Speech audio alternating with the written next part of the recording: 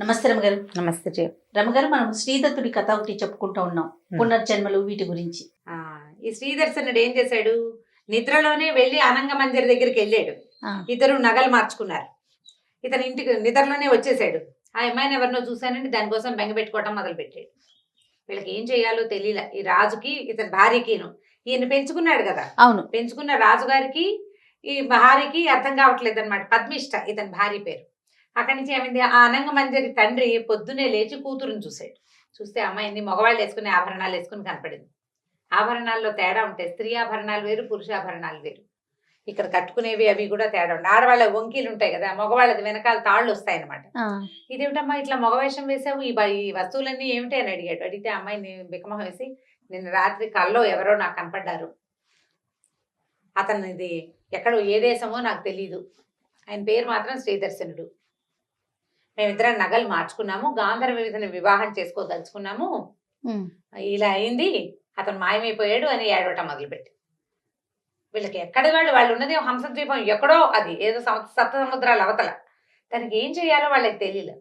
ఇంతలో ఏమైందట, వాళ్ళకి సిద్ధయోగి అని ఒక ఆయన కనపడ్డాడు, ఒక యోగి. ఆయన రాజుగారిని చూడ్డానికి వచ్చాడు. ఈ అనంగోదయుడిని చూడ్డానికి వచ్చి కూతుర్ని చూశాడు. ఆయన రాజుగారి అమ్మాయిని చూసి ఆయన ఏమన్నాడంటే, ఈ అమ్మాయి రకరకాల జన్మలు ఎత్తుతోంది భర్త కోసము, ఇక్కడ జన్మించింది నీ దగ్గర అన్నాడు. అనేసరికల్లా ఆయన తెల్లబోయి, ఈ రాజుగారు అది కాదండి, ఒక కళ వచ్చింది, అమ్మాయికి పురుషాభరణాలు ధరించి ఉంది, మరి ఈ అమ్మాయి ఆభరణాలేమో అతను పెట్టుకున్నట్ట, అతనేమో మళ్ళీ నిద్ర లేచేసరికి కనపడలేదు, పిల్ల చాలా బెంగ పెట్టుకుంటోందంటే ఆయన ఏమన్నాడు, ఈ రాజు ఇక్కడ వాడు కాదు, భూలోక చక్రవర్తి, ఆ భూలోకంలో రాజు, ఒక రాజుగారి అబ్బాయి, అతను పెంచుకోబడ్డాడు శ్రీదర్శనుడు. కానీ అతను విద్యాధరుడు, మానవ జన్మ ఎత్తినవాడు. ఈ అమ్మాయిని ఆ అబ్బాయికి ఇచ్చి వివాహం చేసే ఏర్పాటు నేను చేస్తానని ఆయన ఏంటంటే, సిద్ధ యోగి కదా, క్షణంలో అక్కడ కళ్ళు మూసుకుని ఇక్కడ ప్రత్యక్షం అవ్వగలరు. ఆయన ఎక్కడికి వచ్చాడు, ఎక్కడైతే ఇతను ఒక రత్న గణపతిని దొరికితే ఒక విగ్రహం పెట్టి గుడి కట్టారు కదా, ఆ దేవాలయానికి వచ్చాడు. ఆ దేవాలయంలో ఏంటంటే ఒక పిచ్చి అబ్బాయి తిరుగుతూ ఉన్నాడు. ఈ రత్న గణపతి విగ్రహాన్ని తెచ్చాడు కదా ఒక వ్యాపారస్తుడు, అతని కొడుకు మహేంద్ర శక్తి. వాడు పిచ్చివాడు, ఒంటి మీద బట్టలు కూడా ఉండవు, వాడికి తెలియదు అనమాట, పిచ్చిగా తిరుగుతుంటాడు. ఈయన ఏం చేశాడంటే, వచ్చిన సిద్ధయోగి ఆ మహేంద్ర శక్తి తాలూకు పిచ్చి కుదిర్చేశాడు. వాడు తెలుసుకున్నాడు తన ఒంటి మీద బట్టలు, ఒక 20 ఏళ్ల పిల్లాడు, వాడికి స్పృహ వచ్చేసింది. అంతకుముందు అంతా పిచ్చిగా ఒక 10 ఏళ్ళుగా అలా అమాయకంగా బట్టలు కూడా లేకుండా ఏదో వెర్రిగా తిరుగుతూ ఉండేవాడు. వాడు నార్మల్ అయిపోయి ఇంటికి పరిగెత్తుకుంటూ వెళ్ళిపోయాడు. వెళ్ళేసరికల్లా ఊరంతా విడ్డూరంగా చెప్పుకున్నారు, చాలా గొప్పగా చెప్పుకున్నారు. అయ్యి బాబాయ్ ఏమిటి వచ్చిన ఆయన ఇంత బాగా చేసేసాడంటే, అప్పుడు రాజుగారికి కూడా ఈ విషయం తెలిసింది, మహేంద్ర శక్తి జబ్బు కుదిర్చేశాడు వచ్చిన సిద్ధయోగి అని.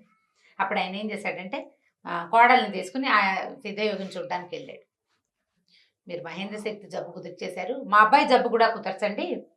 కొద్ది రోజుల క్రితం మా వాడు కలలో ఎవరివో ఆభరణాలని ధరించానంటాడు, ఒక అమ్మాయిని చూశానంటాడు, అనంగ మంజరి పేరు మాత్రం చెప్తున్నాడు, ఎక్కడికి వెళ్ళాడో తెలీదు, ఇట్లా జరిగింది, మా అబ్బాయి ఇంకా స్వస్థత చెందలేదు, దిగులుగానే ఉంటున్నాడు, మరి నాకు దీని సంగతి చూసి పెట్టండి అని అడిగాడు. అప్పుడు ఆయన పక్కపక్కన అవుతూ మీ అబ్బాయిని పిలిపించండి అన్నాడు. పిలిపించంగానే ఆ అబ్బాయిని చూసి, ఇతనే కదా అనంగ మంజరి నగలన్నీ దొంగతనం చేసుకుని హంసద్వీపం నుంచి పారిపోయిచ్చాడు అనేసరికి ఆశ్చర్యపోయారు. ఓ హంసద్వీపం ఈయనకు తెలుసు అనమాట.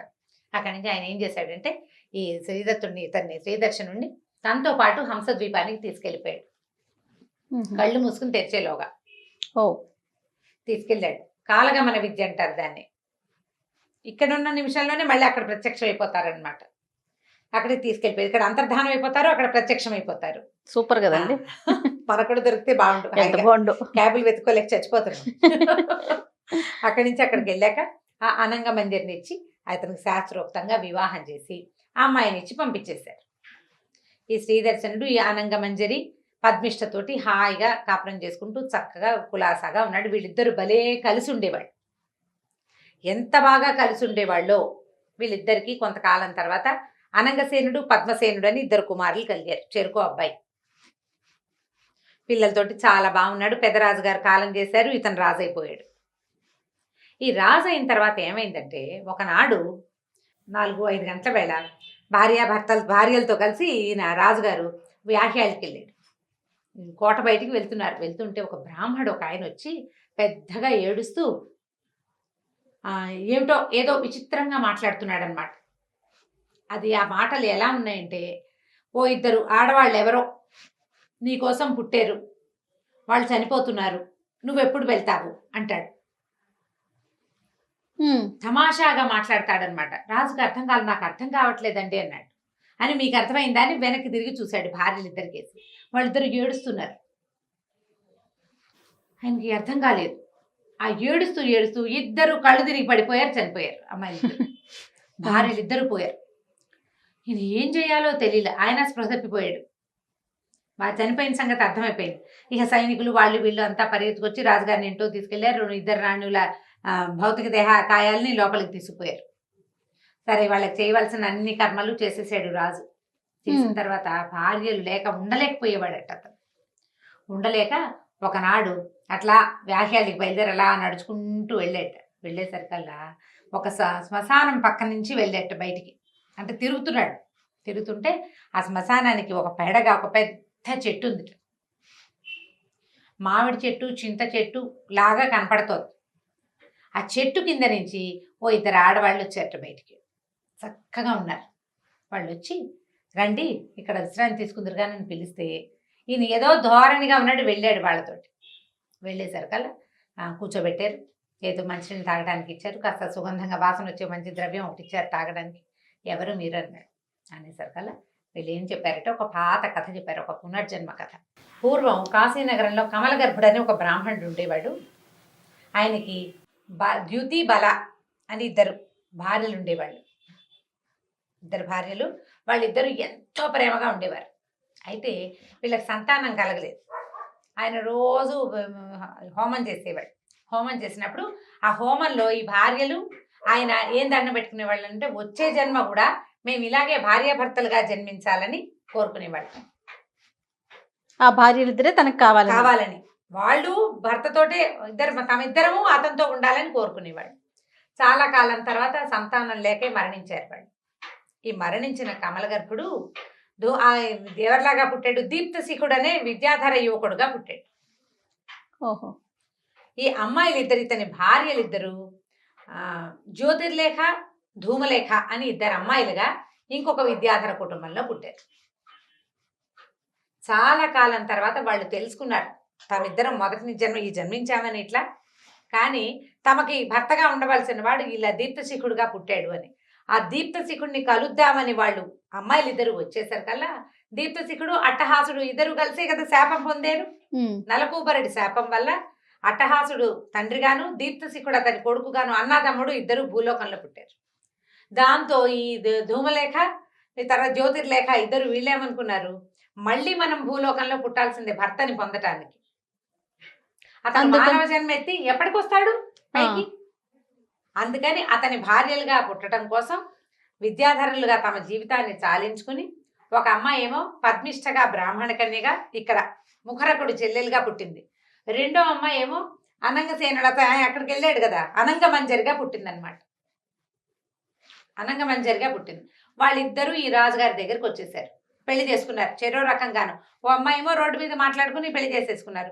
రెండో అమ్మాయి కల్లో వెళ్ళి గణపతి వల్ల అంటే విఘ్నేశ్వరుడి ప్రసాదం వల్ల వివాహం చేసుకున్నారు. వీళ్ళు కలిసి ఉన్నారు. కలిసి ఉన్న తర్వాత వివాహం అయింది, కొడుకులు పుట్టారు. ఇంకా వాళ్ళు వెళ్ళిపోవాలి విద్యాధర లోకానికి. దానికోసమని ఒక బ్రాహ్మడు వచ్చి ఏదో అడ్డదిడ్డంగా మాట్లాడి వీళ్ళకి గుర్తు చేశాడు. వాళ్ళకి ఏం చెప్పాడు ఆ రోజు, ధూమలేఖ, జ్యోతిర్లేఖ నీకోసం వేచి ఉన్నారు, ఆ దీప్తశిఖుడు కూడా నీకోసం వేచి ఉన్నాడు, ఇవే మాటలు అతను చెప్పింది. అది వినంగానే వాళ్ళకి గుర్తొచ్చింది తమ తాలూకు 2 జన్మలు. తమ విద్యాధర రాజకన్యకలుగా పుట్టింది, అంతకుముందు ఒక బ్రాహ్మణుడు కమలగర్భుడి భార్యలుగా ఉన్నది జ్ఞాపకం వచ్చే వాళ్ళ జీవితాలు చాలించేశారనమాట. ఇలా జరిగింది. మేమిద్దరమే వాళ్ళం. మేమిద్దరమే. ఒకళ్ళు ధూమలేఖ, రెండో వాళ్ళు జ్యోతిర్లేఖ. రెండో అమ్మాయి నువ్వు దీప్తశిఖుడివి, నువ్వు రాజుగా జన్మించావు అని చెప్పారు. చెప్పేసరికల్లా ఇతను ఏం చేశాడు, సరే అర్థమైంది అతనికి. తన భార్యలతో కలిసి ఒకసారి నగరానికి వెళ్ళి కుమారులిద్దరికీ ఇది చేసాడు, పట్టాభిషేకం చేసేసి తన జీవితాన్ని, మానవ జీవితాన్ని ఎలా చాలించాలి, మనకి స్పృహ వచ్చేదాకా అలాగే ఉంటారు. ఇంతకుముందు అట్టహాసుడు కూడా అంతే, కుమారుడి ముఖం చూసేదాకా అతను మనిషిగానే ఉన్నాడు. ఇతనికి ఏంటంటే వీడికి ఏం తెలిసింది, తన జన్మరహస్యం తెలుసుకునేదాకా ఇతను ఇక్కడే ఉంటాడు. వాళ్ళకి రాజ్యాన్ని ఇచ్చేసి భార్యలతో సహా విద్యాధర లోకానికి వెళ్ళిపోయాడు. అట్లా శ్రీదర్శనుడు తన తాలూకు భార్యలైన ధూమలేఖ జ్యోతిర్లేఖలతోటి విద్యాధర లోకానికి వెళ్ళిపోయి తన అన్నయ్యన అట్టహాసుడు మరియు సౌదామినితో కలిసి హాయిగా ఎంతో కాలం సుఖంగా ఉన్నాడు. కథ కంచికి మనం ఇంటికి.